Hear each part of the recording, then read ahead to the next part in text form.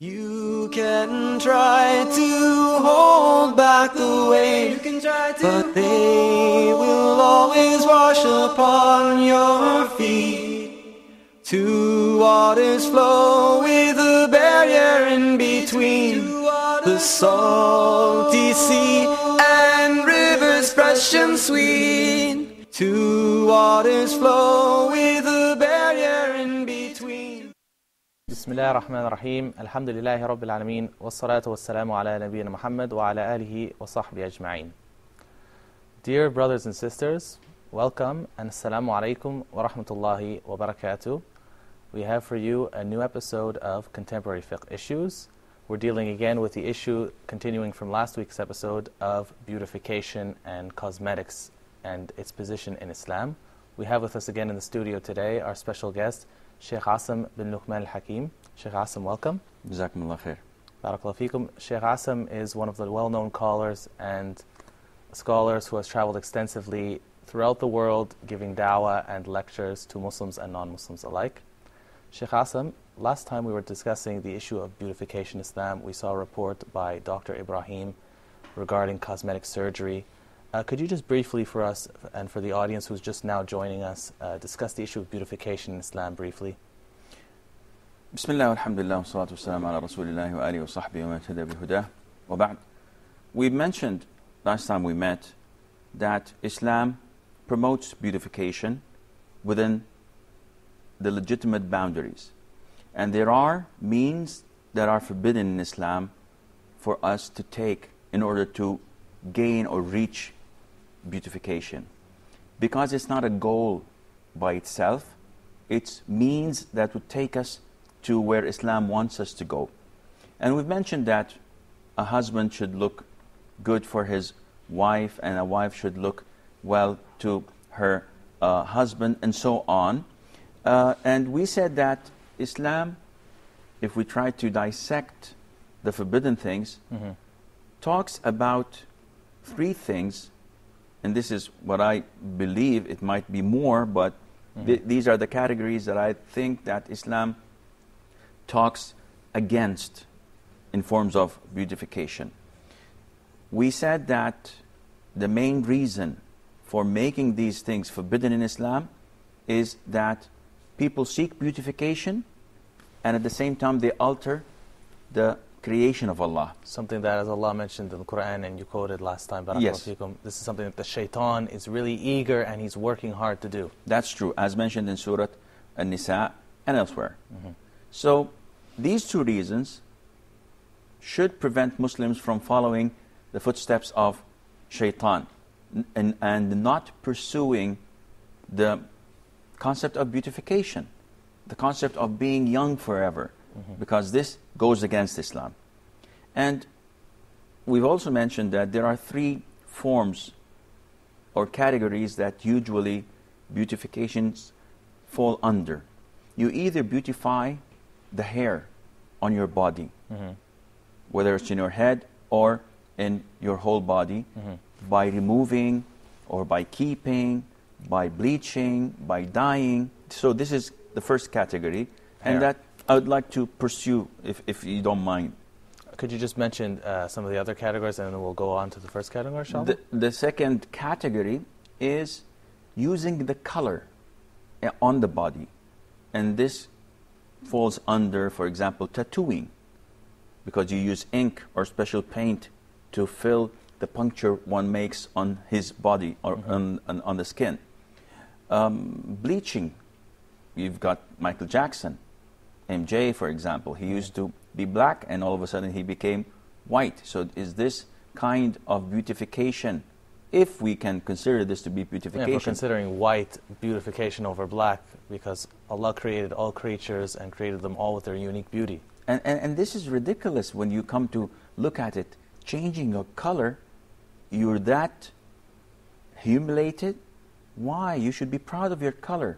Why follow the media? But this is, again, another topic. The third category is the general cosmetic surgery, where you have structural corrections, for example, restructuring the face. You have a big nose, you want to have a small nose. You have a small nose, you want a Roman nose. Botox injections to remove the wrinkles or to give the lips a bigger size. There's a lot of different forms, inshallah. Yes, a lot, and it's the body, reducing the size of the body, enlarging parts of the body, and so on. Okay, so maybe, inshallah, if Allah permits, we can get into this in a future episode. But let's go back to the first category that you were mentioning, Barakallahu Feekum, which was regarding the hair. No. Now, the hair on the body, scholars say, is divided into 3 types. Types that you must remove, and types that you must not remove. And the third type is that it's up to you whether you're to remove it or not. So we're not interested in the third part, because if it's up to me to remove it or not, then this means it's permissible. And this is, generally speaking, the hair on the arms and the legs. And the chest, no? And the chest, of course, for men, not for women. So, because if it's for women, it becomes mandatory for them to move. I'm talking about, generally speaking, this is up to the man or to the woman to remove the hair on their arms or their legs. If they want to do this, this is permissible. And in some countries, it becomes recommended when the husband wants this from his wife. For men, it is again permissible, and in some countries it becomes not recommended, if not forbidden, depending on how people look at men. Depending on the culture that's involved. So if they consider this to be a form of gayness or homosexuality, then it becomes forbidden. Or even imitation of women, because in the West it's very common that only women would shave their legs and arms, for example. It depends. Okay. If you look, and I hope you don't look, but if you look at bodybuilders, they do remove all the hair on their bodies because they have to show off, and this sport is not permissible in Islam. It's permissible to lift weights and to work out in the gym, but it's not permissible to expose your body to the people and expose your awrah and boast about something that Allah has given you to appreciate, rather than to impress people and to go out of what Allah has created you for. Yes. So now this is the permissible part of removing the hair of the body. So it's up to the individual, or it's relative to the circumstances of a culture. That's true. If we go on to the second part, which is hair that is forbidden to remove, then if you do remove this hair, you're sinful and you're changing the creation of Allah. But before we go into this category, we go to the first one, which is hair that you must remove. Maybe someone would ask, listen, if we must remove this hair, isn't this hair part of what Allah has created? So wouldn't I be changing the creation of Allah when I do this? What do you think would the answer be? Well, some individuals would say, for example, you could fall into the category of growing out your nails. They say, why should we cut our nails? Isn't this changing the creation as well? Okay. I'd like you to answer, inshallah, but as we know that the Prophet ﷺ mentioned certain things that are from the fitrah, they're from the natural inclination. Exactly. So, and the Prophet is the one who has been endowed with knowledge from Ar-Rahman, from Allah, the one who has created us. Exactly. That's good. This is the answer. It's exactly when Satan stood up and said, I'm not going to prostrate to Adam. He could have justified this by saying, prostration is haram to other than Allah. But he was doomed to the Day of Judgment because it was Allah who ordered him to do this. Yes. So now we go back to square one, which is total submission to Allah. It is Allah who instructed us to remove this hair that He created. And it's an act of obedience, and it's a form of worship. And the hair that a Muslim should remove from his body is the pubic hair and the armpit hair. This is for both men and women. This is definitely for both men and women, and it's mandatory. It is not sunnah, in the sense that you have people thinking that this is recommended. If I do it, alhamdulillah. If I don't, it's up to me. And I've seen a lot of men who are proud of their manhood, when they take off the t-shirts and you see like the jungles of Africa. Yes. Under the arms, and maybe you find a monkey here or there. What is this? He said, yes, I'm a man, I'm a macho man. And this is a place generally where filth and sweat collect. The biggest and most famous man that ever walked the earth was the Prophet ﷺ. And it is part of his full manhood that he used to remove the armpit hair and the pubic area hair. This is what he instructed us to do. And this is part of the cleanliness of a Muslim, not only externally, but also internally. So this is a must. We have something that is in between. That is, you must not remove it. It's forbidden for you to touch. So we discussed what you have to remove, which is the underarm and the private area, the hair that's found at the underarms and the private area. And now we're moving on to the second category, inshallah, which is that which you can't remove. That's true. Of course, we mentioned at the very beginning the thing that is permissible to remove. It's up to you. You want to remove it or keep it. Now we go into the things that you must not remove. For men, it's the beard. It is forbidden for them to remove it. And this has evidence from the Quran in one verse, and it has ample evidence from the Sunnah of the Prophet ﷺ, and the consensus of the scholars throughout the time, the four schools of thought, that it is forbidden to be shaved. And they differ whether it is permissible to cut it short or not. And those who say it's permissible, they say that whatever exceeds a fist length, it's permissible for you to shorten. And they base this off the hadith of Abu Huraira and Ibn Abdullah bin Umar. Yes, when this they is went true. for Hajj and they cut their beard. Yeah, but unfortunately people nowadays go like this, and they do it from the top instead of the bottom.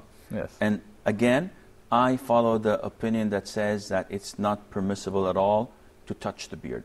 And this is part of the Sunnah. It's different schools of thought. Also, we can see with the Prophet ﷺ, with regards to the Prophet ﷺ, who's the best of examples, that there's many hadith which narrate that his beard reached about half his chest. And so we can see from the Sunnah of the Prophet ﷺ and in his wording how he amplified to just leave it. And Yes. Clean it and comb it. We'd like to get back, inshallah, to that point, but unfortunately we have to go to a break at this moment. Join us back in just a bit. Barakallahu feekum. Wassalamu alaikum wa rahmatullahi wa barakatuh. Allah Ta'ala, Allah Ta'ala, Allah Ta'ala.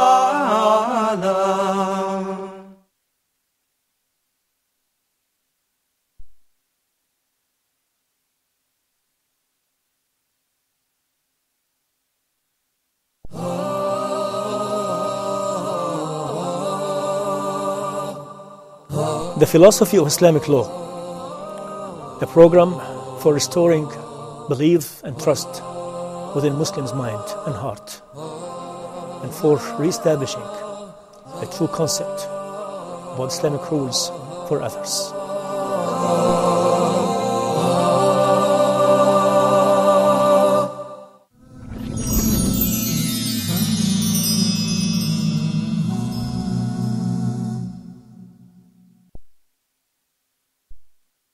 Allah Ta'ala, Allah Ta'ala, Allah Ta'ala. Assalamu alaikum wa rahmatullahi wa barakatuh. For those of you just joining us, we were just discussing with Sheikh Assim Al-Hakim regarding the issue of beautification and its place in Islam. Sheikh Assim, you were just mentioning the different categories, the category of things that are up to the individual, and regarding culture, you mentioned the category of that which is obligatory to remove of the hair found on humans, men and male and female. And then we were just going over the issue of hair that it's Islamically forbidden to remove. You mentioned, Barakallahu Feek, briefly the issue of the beard for men, that men, it's obligatory for them by consensus of all scholars to have at least some form of a beard, and they differed regarding the length. What is the hair that's for a woman, for example, if she has a beard growing like some of these women in circuses, does she have to keep it as well? Well, definitely she has to remove it, because this goes against her nature. So as it is forbidden for men to shave their beards because it goes against their nature and makes them look like women, likewise women, if they grow a beard or a mustache, they are compelled, they are forced to remove it so that they would not imitate men. And having said that, the length of the beard is either to be left as it is, or it should not be shorter than a fist. Other than that, this would not be permissible with the majority of scholars. And a lot of the Muslims, unfortunately, seem to think, and I don't know where they get this thinking from, that it's a sunnah. If you do it, you are rewarded. If you don't, there's nothing wrong in that. I think this has to do with some scholars mentioned that a lot of Muslims view anything that came in a hadith, whether or not it was an order or forbiddance, when they see something came in a hadith specifically, they say, oh, it's just sunnah. But the word sunnah has two meanings. It has the meaning of sunnah, something that the Prophet ﷺ did, and sunnah, a revelation that came from Allah through the Prophet ﷺ, which is found in the authentic ahadith, which could either be an order from the Prophet ﷺ, which is in effect an order from Allah. It can be forbidding something that wasn't necessarily forbidden in the Qur'an. This is beautifully stated, and it's exactly the right thing or the right way to look at it. Sunnah can mean the way. So anything that the Prophet did ﷺ is a sunnah. Even the 5 mandatory obligatory prayers, they are considered to be sunnah because he did it. But once you want to classify it, whether it is mandatory, recommended, permissible, not recommended or forbidden, then this is a different story. So when we talk about the beard as something that the Prophet did, it's a sunnah. But when we want to talk about the ruling of the beard, of growing the beard, or actually, let us say, leaving the beard. See, you don't have to grow it. If it doesn't come out, you don't have to put fertilizers in your face and water it every day hoping that it grows up. This is not what Allah wants from you. It's actually more work to get rid of it every day. It's true, and it's more expensive as well. So this is, if you look at the ruling, it is mandatory. Now, having said that, for women, it's mandatory to remove. If some women have the misfortune of growing facial hair. Okay. Women, on the other hand, have hair on their bodies that must not be touched. And this is referred to the eyebrows. As we've mentioned in the previous hadith, where the Prophet ﷺ said about the women plucking the eyebrows, and he said that, may Allah curse the woman who plucks the eyebrows and the woman who has that done. So plucking the eyebrows is forbidden for a woman. So what about a woman trimming the eyebrows with a shaver? The most authentic opinion upon scholars that it is also not permissible, neither to shave it, trim it, or to cut the long bits of it, because it falls under the same category of changing the creation of Allah for the purpose of beautification. So it's causing the same result in the end, such as when the Prophet ﷺ mentioned the issue of removing the hair found under the armpits, he mentioned for men that they have to pluck it. But some ulama, they said as long as they're removing, because that's the main intention, is to remove it. So whether it's by plucking or by cutting. So likewise, if a woman were to play around with her eyebrows, whether by scissors or a knife or a shaver or by plucking it by hand or anything of that form, is impermissible. Well, regarding plucking of the armpit hair, it's the Shafi'i, may Allah have mercy on his soul, who said that if you shave it, it's exactly like plucking it, because the removal is intended and the means are only sunnah. Other scholars say no, the Prophet ﷺ did not vary the means by saying you have to shave the private hair and pluck the armpit hair. And I believe the opposite for women. Yes. Some say this is the true. But generally speaking, the concept is there, which is that a woman must not pluck. And it's of a lesser degree to trim with scissors, but it's still forbidden. Unless the hair itself becomes harmful. Or if the hair is extended into her eye. Yes. If this is the case, it is harmful. And we have tons of questions from women complaining and saying, listen, my husband wants this, my husband doesn't want that. And women say that our husbands insist on us plucking the eyebrows. So what do we do? Well, the answer is well known. It is not permissible for a person to obey another person in disobeying Allah the Almighty. And this is what the Prophet said, alayhi salatu wasalam. So you have to try your best and convince him, talk him out of it, and if this is not permissible, then you may use other means to reduce the harm of your eyebrows.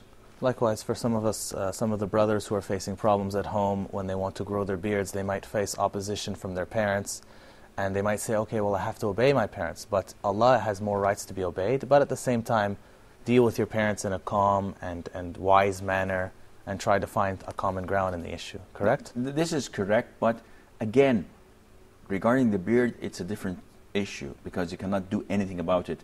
Regarding the eyebrows, women can do something that may reduce the harm of how the eyebrows look. So what about women who have a unibrow? They have the hair between the eyebrows. Some scholars say that this is not considered to be part of the eyebrows, because if you identify the beard, for example, the hair, the facial hair that grows on top of your cheek here is not considered to be part of the beard, so you can shave this.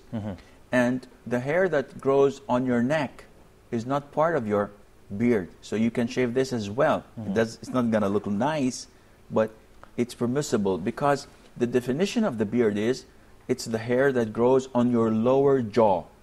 So likewise, if you define the eyebrows, some people say it is part, and some say it is not part of the eyebrows. It's not directly covering the eye. Yes. So nose brow. Some scholars say it's permissible to remove. Personally, and out of experience, women who pluck this area, they don't find it easy after a year or two. It becomes harder, harsher, and it looks ugly if they don't do it every single or every other day. And besides, when they're joint, they look beautiful on most women. It has a very beautiful look. But unfortunately, people are influenced by the media. They keep on seeing things. By the standards that are set in magazines, TV shows, movies. True. And they would like to imitate this, not knowing that they look more beautiful than what they see. But what I meant by saying that a woman has the means to reduce the size of her eyebrows in an Islamic way is by bleaching it. And this is an issue of dispute among scholars. Some say that bleaching it is changing the creation of Allah. Bleaching it meaning adding dye to it? Or? Yes, it's sort of oxygen that gives it the same color and tone of the skin. Okay, so coloring some of it to make it look thinner. It makes it look like the skin. So if I look at it from a distance, I wouldn't see the actual hair of the eyebrows. Okay. But if I come so close, then I can see that there's white hairs here, and it's shaped in a nice way. But the hair that was bleached is not visible until you come close to it. Okay. So some scholars say, no, this is considered to be tricking, and you're doing the same effect. You're causing the same apparent result. Yes, but at the end of the day, it's not plucking, it's not cutting the hair, and it's not removing it. So what's wrong in it? And this is the verdict of our Shaykh Ibn Uthaymeen, may Allah have mercy on his soul. Wow. And he says, now, bleaching is the legitimate way out. Women can do this, and it's not changing the creation of Allah the Almighty.